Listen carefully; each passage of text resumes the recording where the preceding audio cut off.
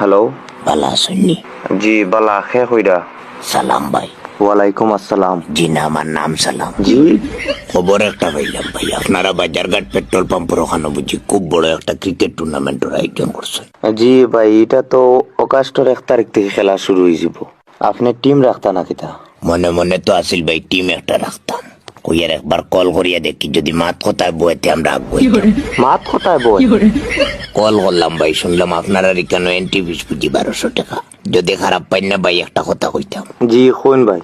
ও 1000 টাকা দিয়ে মরিয়া আমার টিমের নামটা লিখিলে।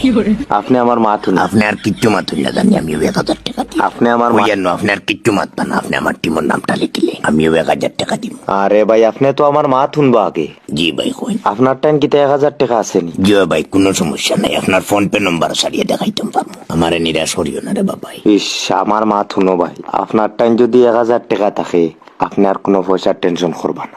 ধন্যবাদ ভাই, খুশি হইলাম। আমার টিমের নামটা আপনি লিখে দিন।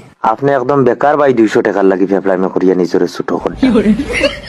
আপনারে কোন বেন্দাজে কইছে আমরা এখানে এন্ট্রি ফিস 1200 টাকা? বুঝছি না ভাই। আরে ভাই, আমরা এখানে এন্ট্রি ফিস 1000 টাকা। আপনি একদম বেকার ভাই 200 টাকার লাগি ফেফলাইমে করিয়া নিজের ছোট করে।